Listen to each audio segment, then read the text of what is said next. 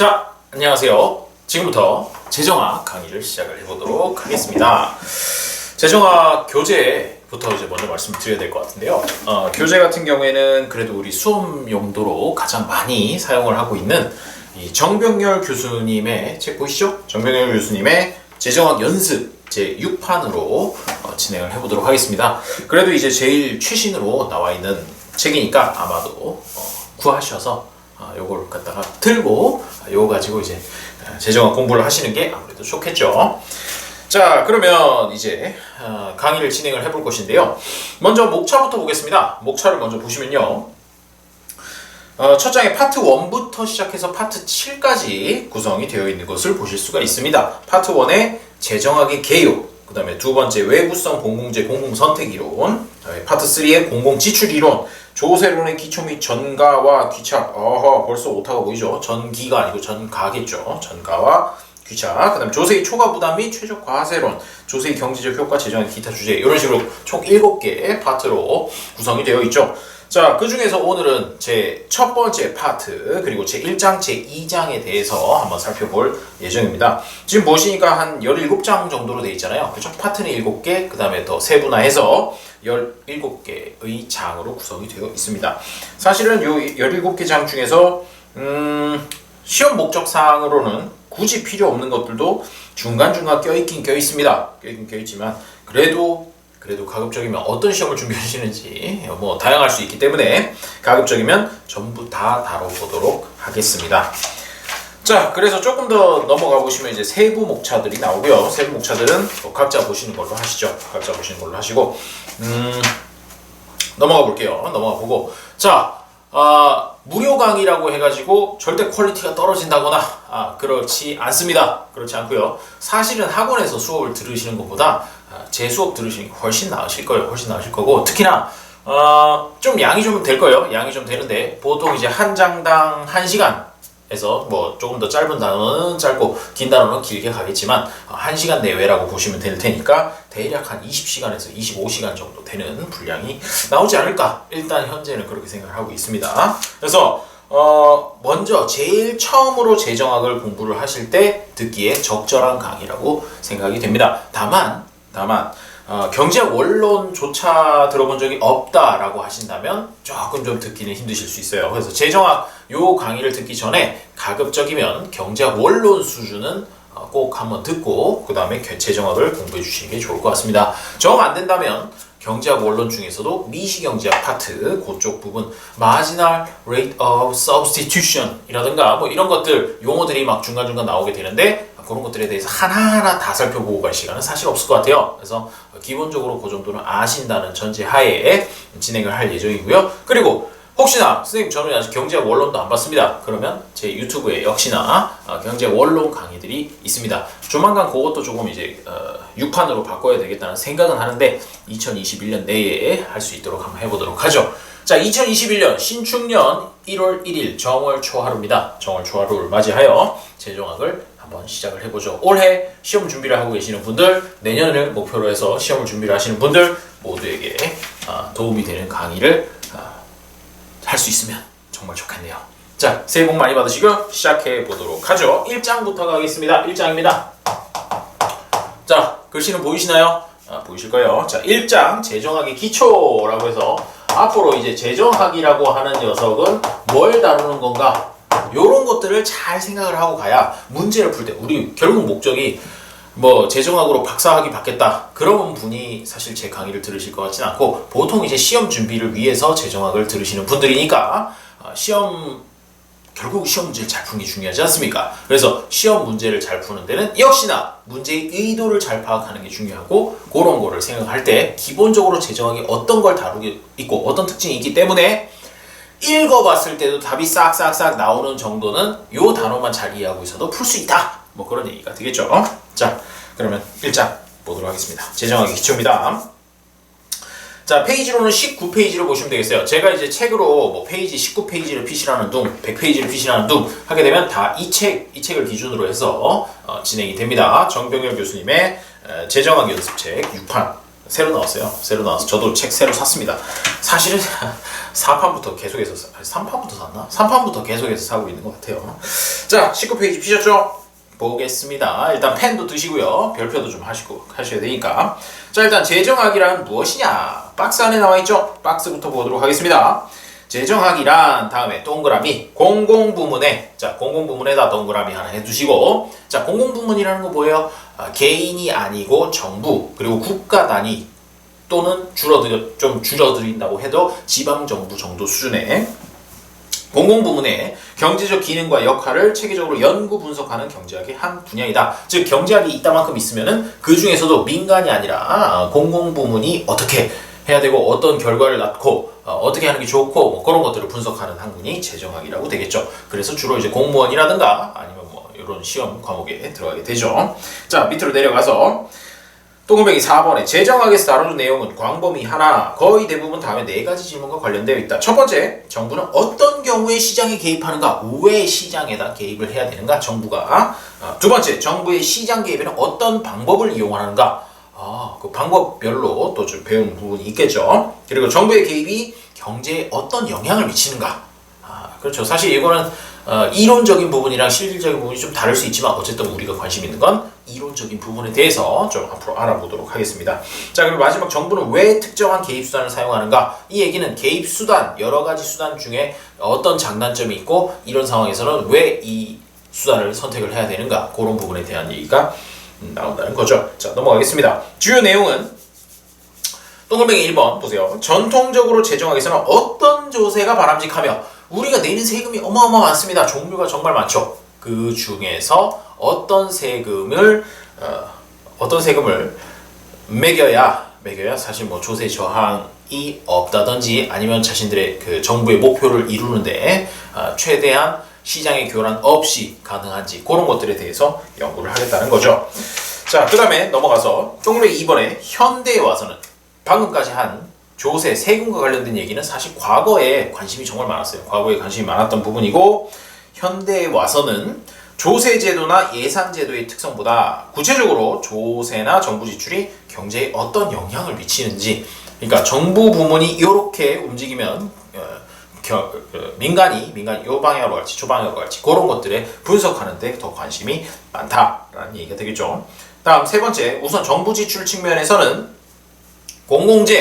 공공재라 하면 뭐 국방부터 시작해서 도로 이런 것들 전부 다 공공재라고 할 수 있는데 공공재를 얼마만큼 공급을 해야 최적인지, 최적 공급과 공공 선택이 이루어지는 과정, 예산을 사용하는 데 있어서 어떤 녀석을 선택을 하게 되는지 그런 어떤 정치적인 것까지 좀 투표 뭐 이런 것들 얘기를 좀 하게 될 거예요. 그리고 정치 과정에 참가하는 주요 참가들의 행동에 대해 분석한다. 다음 4번에 조세 수입 측면에서는 조세 부과가 경제에 어떤 영향을 미치며 그 부담을 누가 지는지, 즉 진짜로 세금을 갖다가 하나 딱 매겼을 때 정말로 이 세금 받는 사람이 진짜 내는 건지 아니면 이 사람도 그 세금을 내라고 이제 고지서는 왔지만 사실 세금이 올랐네 저 안 되겠다 야, 우리 이거 물건 빌려간 사람한테 돈 더 내라 그래 라고 해가지고 그걸로 세금을 내는 건지, 그러면 사실 그 실질적으로 돈을 내는 사람은 또 다를 수 있는 부분이거든요.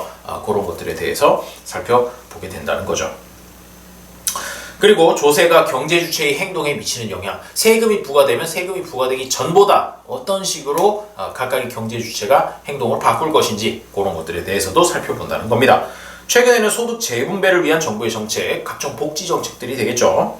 그리고 공적연금, 공기업의 공공요금, 국채의 경제적 효과, 지방재정까지도 전부 범위가 포함이 됐다. 그리고 최근에도 시험에 지방재정이라든지 이런 것들에 대해서도 문제가 계속 꾸준하게 나오고 있습니다. 따라서 뒷부분이라고 해서 너무 이렇게 소홀하게 보시면 안 되고 끝까지 한번 잘 보셔야 되겠죠. 자, 그 다음 밑에 분석 방법은 그냥 각자 읽어보시면 되겠어요. 각자 읽어보시면 되는데 일단 기본적으로 미시경제 위주로 간다라는 그런 얘기가 써 있습니다. 거시경제 말고 미시경제 위주로. 자, 미시경제 위주로 간다. 그 정도 생각해 두시면 되겠어요. 자, 그럼 이제 공공부문의 특징 및 기능. 공공부문이라고 하는 게 민간 영역이랑 어떻게 다른가? 그 정도 보고 가도록 하죠. 첫 번째 보겠습니다. 일단 공공부문이니까 당연히 무슨 요구를 충족해야 되냐? 공공욕구의 충족이 있어야 된다는 거죠. 공공부문의 욕구 충족 필요하고요. 다음에 강제성이 있다. 자, 그리고 여기다 좀 적을게요. 공공부문 특징. 첫 번째, 공공욕구를 충족해야 되죠. 그 다음에 두 번째는 강제성이 있다. 이 강제성이라는 게 뭐냐? 세금을 낼 때 너 세금 안 내면 내가 진짜 네 재산 다 털어가지고 어떻게든 가져갈 수 있다. 뭐 이런 것들이죠. 민간에서는 내가 돈을 갖고 안 갚았다는 거예요. 안 갚았으면 갖고 와가지고 막 이제 막 몽둥이로 두들겨 패고 돈을 가져가는 이런 것들이 사실 불법이죠. 하지만 국가는 그렇게 할 수 있다는 거야. 물론 몽둥이로 패는 건 아니지만. 자, 그러다 보니까 이 강제성이란 거에는 필연적으로 뭐가 따라올 수밖에 없느냐 하면은 강제성이라고 하는 거는 당하는 사람 입장에서 굉장히 좀 불쾌하잖아요. 그죠? 원하지 않잖아요. 그렇기 때문에 법에 미리 어떠한 경우에는 어떤 강제적인 수단을 사용한다는 걸 꼼꼼하게 다 정해놨어야 된다는 거죠. 정해놓지 않은 거에 대해서 뭐 임의로 집행을 한다거나 이런 일은 있어서는 안 된다. 뭐 그런 것까지 포함하게 되는 개념이라고 보시면 되겠습니다. 자, 그 다음 세 번째, 계획성이 있어요. 자, 물론 집에서 돈을 쓸 때도 가족들이 돈을 쓸 때도 당연히 계획을 세워서 돈을 쓸 수 있지만 뭐 가장 큰 차이는 이런 겁니다. 우리 가족이 2021년이 됐으니까 자, 올해는 저축을 얼마를 하고 그 다음에 뭐 소비는 어느 정도 수준으로 하고 작년보다 소비를 좀 줄이고 뭐 이런 식으로 계획을 다 세우죠. 계획을 다 세우는데 문제는 어떻게 돼요? 결국은 그 해에 수입이 어떻게 될지 모르는 상황에서 계획을 세우는 겁니다. 저는 직장이 너무너무 안정적이라서 올 한 해 딱 들어올 돈 5천만 원으로 딱 정해져 있어요. 그런 사람도 있을 수 있겠지만 그 사람조차도 정말로 갑작스럽게 일어나는 사고라든지 이런 것들을 예상할 수 없어요. 그게 민간의 특징입니다. 하지만 공공은 어떻게 된다는 거예요? 올해 우리가 써야 될 돈을 미리 작년에 다 정해놔요. 그게 뭡니까? 예산이죠. 예산이 물론 거기에 예비비라든 명목으로 해가지고 뭐 했을지 모르지만 일단 잡아놓는 돈도 포함이 되어 있긴 합니다. 하지만 그렇다고 하더라도 전체에 사용할 수 있는 돈이라고 하는 걸 전년도에 전년에 다 정해놓고 그 범위 안에서만 쓸 수 있다라는 거, 그거 엄청난 민간과의 차이가 되는 거죠. 그래서 뭐 무슨 아까 예를 들었던 민간 같은 경우에 우리 집이 살다가 갑자기 로또가 맞았어요. 오호, 대박. 자, 로또가 맞아가지고 30억이 갑자기 팍 생겼습니다. 물론 요새 로또 30억 쉽지 않지만 어쨌든 30억이 생겼으면 갑자기 그때부터 예정에 없던 지출들이 늘어나기 시작하죠. 물론 뭐 여러 가지 이제 자산 획득이라든지 그런 것들도 있겠지만 그래도 지출이 늘어나는 것, 즉 뭐다? 소득에 따라서 지출이 달라질 수 있는 게 민간의 특징이라면 정부 공공부문의 특징은 뭐냐면 지출 규모를 먼저 정해놓습니다. 지출 규모를 먼저 정해놓고 그거에 맞춰서 수입들을 갖다가 놓는 거죠. 그렇죠? 자, 그 얘기가 여기 나오긴 나와요. 자, 계획성 보시죠. 민간의 경제활동은 21페이지 3번 계획성의 동글뱅이 1번입니다. 민간의 경제활동은 상황의 변화에 따라 신축적으로 조정될 수 있으나 공공부문의 결제활동은 원칙적으로 미리 결정된 계획에 의하여 운영된다. 예를 들면 정부의 경제활동 국회의 심의를 거쳐 결정된 확정적인 계획인 예산에 의거하여 운영이 되고요. 그러다 보니까 공공부문 활동을 딱 정해주는 구속하는 그런 기능도 수행하게 되겠죠. 자, 요 세 가지가 사실 제일 중요하고요. 나머지들도 한 두 가지 정도 더 있는데 뭐 두 가지는 크게 중요한 건 아니에요. 4번은 화폐 경제적 특징, 화폐 경제적 특징 뭐 그런 얘기가 있는데 이건 무슨 얘기인가 하니 자, 정부의 재정 수입과 지출이 모두 다 뭘 통해서 옛날에는 특산품 이런 것들 조선시대만 해도 특산품 가지고 이렇게 세금 내고 그랬는데 이제는 그런 거 없죠. 물건으로 물납 거의 없어지지 않았습니까? 제가 기억하기로는 아마 물납이 지금 한번 확인해 보긴 해야 되는데 물론 저도 이제 세무사긴 합니다만은 몰라요. 현역이 아니라서. 자, 그래서 어쨌든 전부 다 이제 화폐 형태로 세금 낼 때도 돈으로 내고 그 다음에 거기서 이제 재정 지출을 할 때도 당연히 돈으로 나오게 되겠죠. 그렇기 때문에 화폐의 흐름을 수반하는 거래라는 특징을 갖게 됩니다. 화폐를 통해 이루어지는 정부의 재정 활동은 결국 뭘 초래하냐면 그냥 한 집에서 사용하는 게 아니기 때문에 결국 통화량을 변화시킬 수밖에 없어요. 통화량 그리고 이자율 이런 것들을 건드릴 수밖에 없게 됩니다. 그렇기 때문에 화폐 경제적 특징 그거에 대해서도 고려가 필요하다 그런 얘기가 되겠습니다. 자, 그다음 마지막 정치적 측면이에요. 정치적 측면. 자, 이건 뭐냐면은 개인이 민간에서 가족 말고 이제 개인이 지출을 좀 할지 말지 뭐 이런 걸 갖다가 생각을 한다고 하면 굉장히 뭐랄까 정치적인 고려보다는 뭐가 필요하겠어요? 합리적인 의사결정이 필요하겠죠. 하지만 정부에서는 의사결정 과정에서 사실은 여러 이익 집단들의 그 어떤 합리적이지 않을지라도 정치적인 고려에 의해서 바뀌는 부분이 꽤나 많을 수 있다라는 얘기가 되겠죠. 그러니까 물론 기본적으로 경제적 합리성 이런 것들을 따지긴 따집니다만은 결국 결정될 때는 정치적 측면도 무시할 수 없다라는 게 아주 큰 차이가 되겠습니다. 비시장적인 의사결정 이런 거죠. 뭐 예를 들어 그런 겁니다. 무기를 만든다. 국방에 필요한 무기를 갖다가 획득을 한다라고 했을 때 외국에서 사올 것이냐 아니면 자체 개발을 할 것이냐. 자체 개발이 돈은 더 많이 들 수 있어요. 얻을 수 있는 효과에 비해서. 하지만 국방 기술이라고 하는 것 자체가 굉장히 뭐랄까 말 그대로 국가의 존립에 직접적인 영향이 있기 때문에 다른 나라에 기대서는 안 된다라는 이런 정치적인 논리 같은 것들이 그 의사결정에 개입할 수 있다라는 얘기가 되는 거죠. 자, 그 내용들 지금까지 말씀드린 내용이 21페이지 아래쪽에 정리가 되어 있습니다. 민간경제와 공공경제 특징이라고 돼서 표가 하나 나와 있는데 거기다 별표 하나 붙여주세요. 별표 하나 붙여주시고 이런 것들 문제 살짝 말 바꾸기 말장난 해가지고 문제 내기 좋습니다. 문제 내기 좋은데 근데 뭐 생각해보시면 이런 것들 이건 사실 상식적인 부분이죠. 상식적인 부분이기 때문에 문제 보기만 잘 읽어보셔도 충분히 풀 수 있는 문제들이 되는 거죠. 자, 넘어가 보겠습니다. 자, 그래서 정부를 보는 두 가지 시각이 있어요. 정부를 보는 두 가지 시각. 요것도 문제 잘 나오는 부분인데, 자, 이 옛날부터 있었던 얘기예요. 옛날부터 있었던 얘기고, 자, 두 가지가 어떻게 보냐면 정부라고 하는 걸 유기체적 견해라고 하는 유기체적 견해, 그리고 반대로 기계론적 견해 이렇게 두 가지가 있습니다. 기계론적 견해. 자, 먼저 유기체적 견해라고 하는 건 뭐냐면은 정부가 생명체라는 얘기예요. 유기체가 뭐예요? 다른 말로 생명체지 않습니까? 그러니까 정부 자체가 생명체나 다름없다. 즉 개개인, 사인보다 훨씬 더 큰 그리고 중요한 그런 어떤 생명체로서 정부라는 것이 존재할 수 있다라고 하는 건데요. 자, 그 내용을 한번 보도록 하겠습니다. 거기도 이제 밑줄 그을 부분이 좀 있는 것 같은데, 자, 22페이지예요. 22페이지 유기체적 견해 개념 부분은 국가를 자연 발생적인 유기체로 생명체로 보는 견해이다. 이 견해에 따르면 각 개인은 그 정부라고 하는 유기체, 국가라는 유기체를 구성하는 일부분들이기 때문에, 그리고 정부는 유기체의 심장으로 간주를 하기 때문에 결국 어떻게 된다?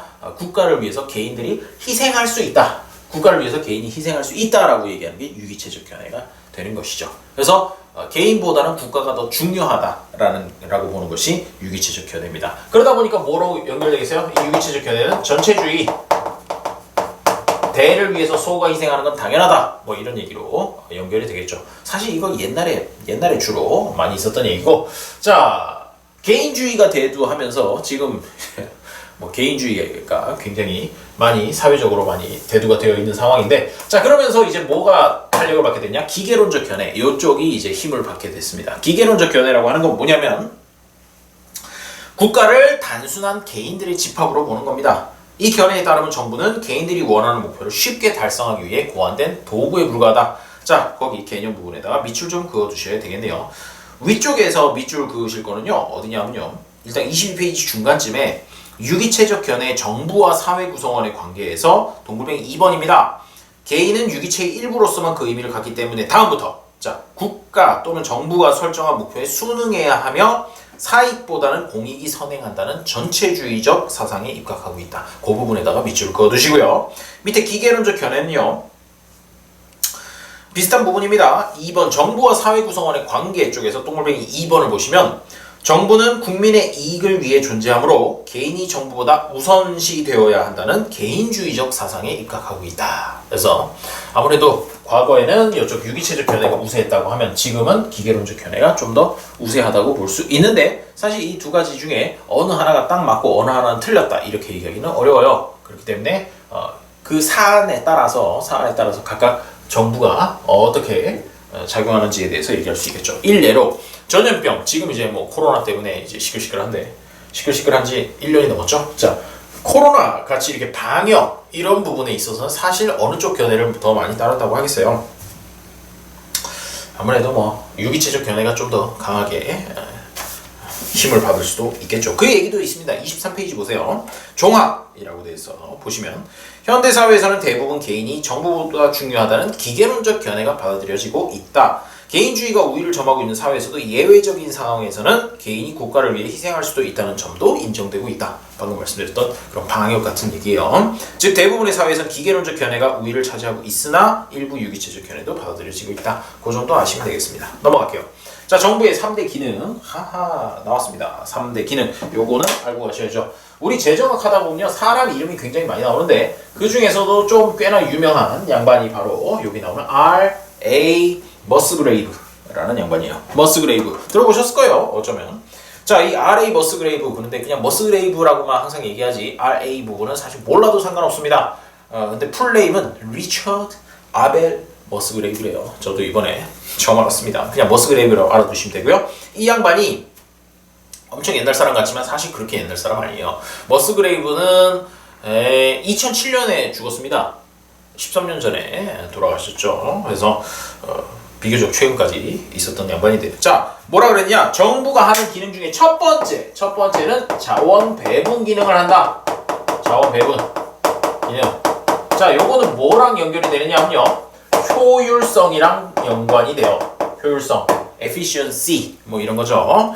자, 무슨 얘기냐? 독과점이나 외부성 등이 존재하면 오늘 얘기할 건데 독과점이나 외부성이 존재하면 시장의 가격 기구를 통해 효율적인 자원 배분이 이루어지기 어려우므로 그리고 또 공공재 같은 경우는 아예 시장을 통해서는 공급이 될 수가 없으므로 왜?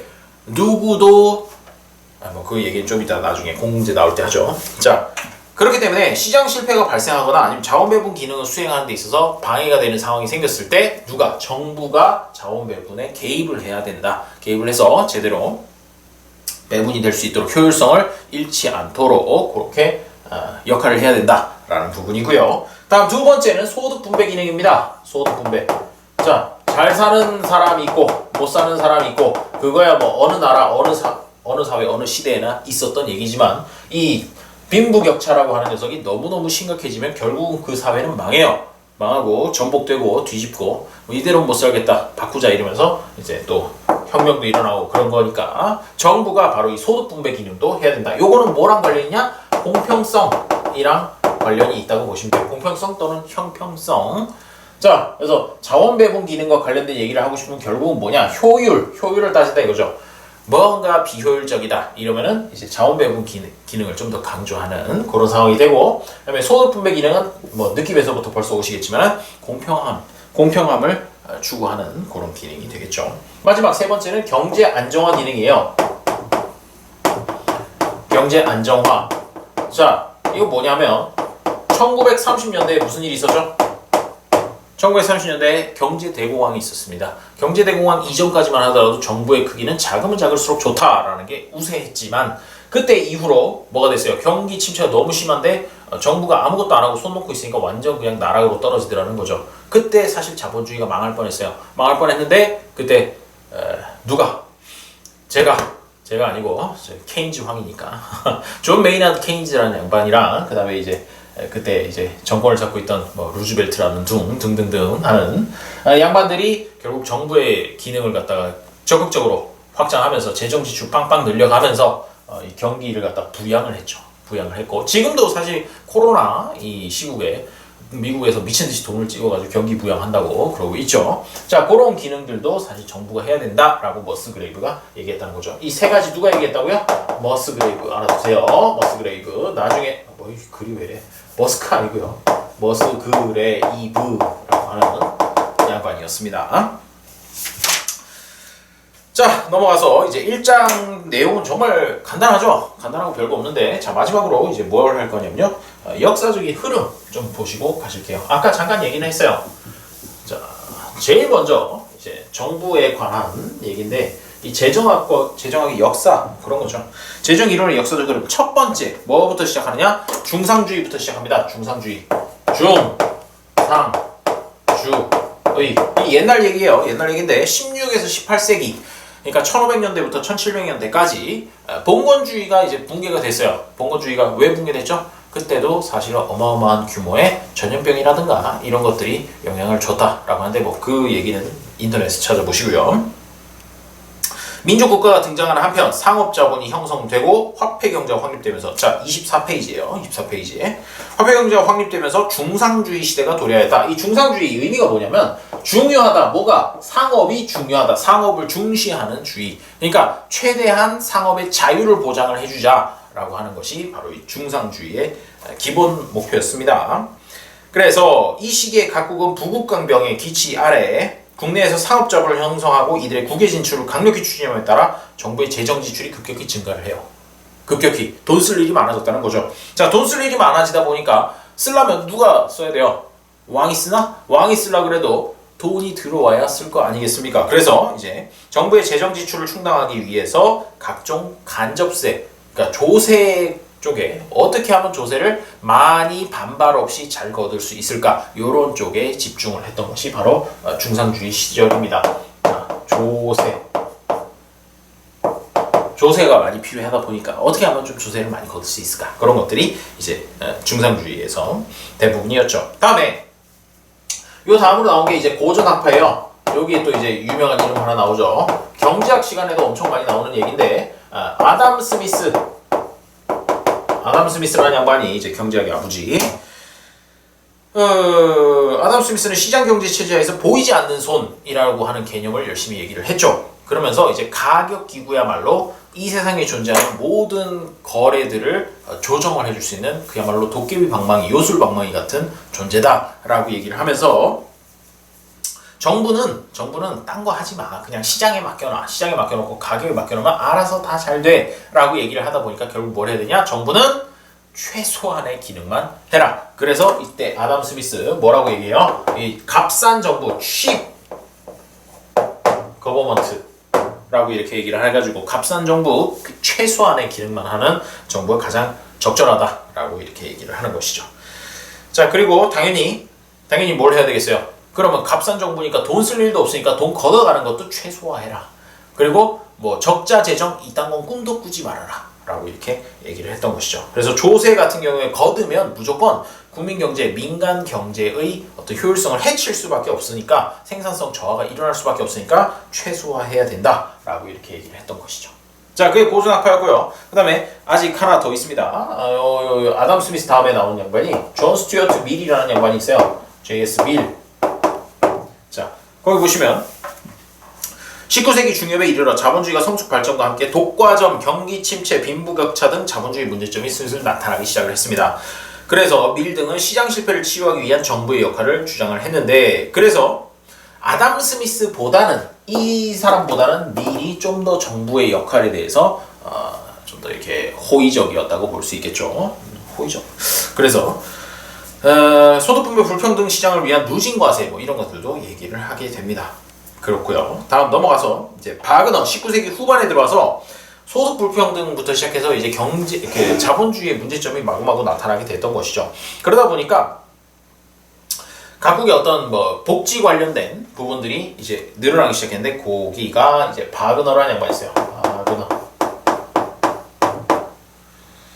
그래서 사회정책적 재정론이라고 얘기를 하고 있는데요. 거기 보시면 이제 경비 팽창의 법칙, 이 양반이 사실 맨날 보기 나올 때마다 같이 나오는 얘기가 뭐냐면 경비 팽창의 법칙이라는 것도 같이 얘기를 했어요.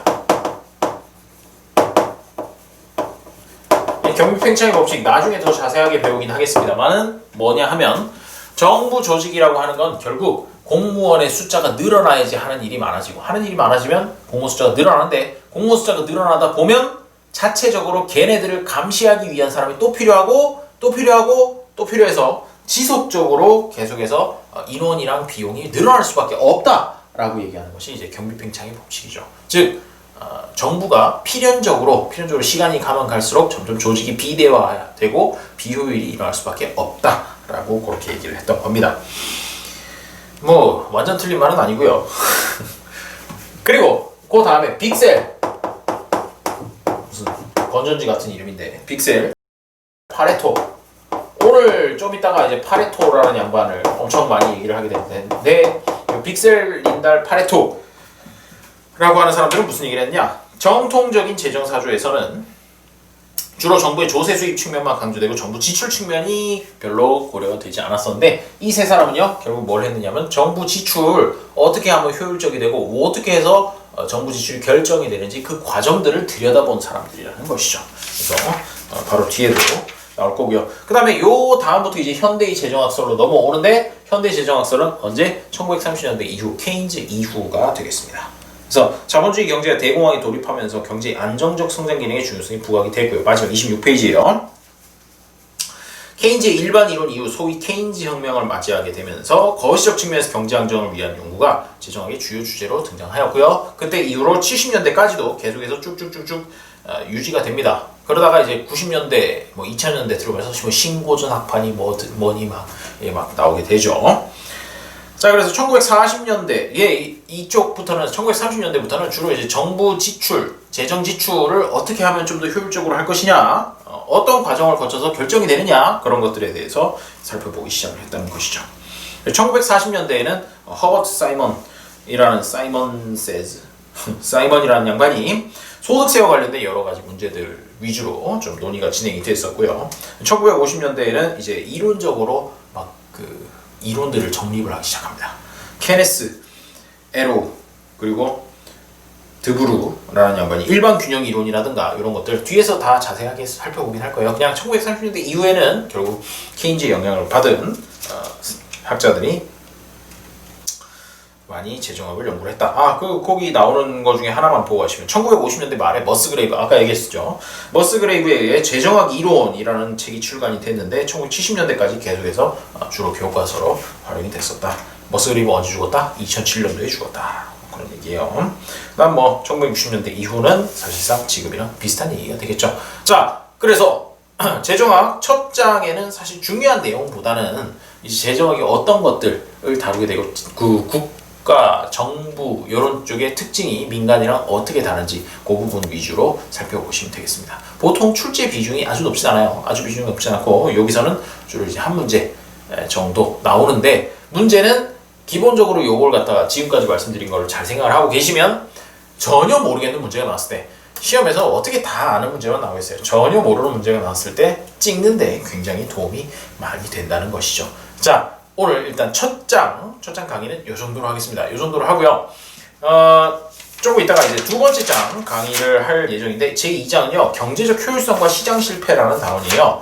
되게 많습니다, 양이. 그래서 방금 찍은 강의에 비해서 아마 한 3배 정도 내용이 되는 거, 3배 넘는 것 같아요. 한 4배 정도 되는 것 같습니다. 그래서 마음 단단히 먹고 강의를 좀 진행을 해봐야 될 것 같습니다. 그리고 2장 하고 나서는 뒤에 연습 문제가 바로 이어져요. 연습 문제가 이어지면 기출 핵심 문제 그리고 무슨 응용 문제인가? 고급 응용 문제 이렇게 두 파트로 구성이 되어 있는데 그 중에서 기출 핵심 문제를 같이 한번 풀어보도록 하겠습니다. 아마 그 정도만 해도 다른 강의랑은 조금 차별화가 되지 않을까 싶긴 하네요.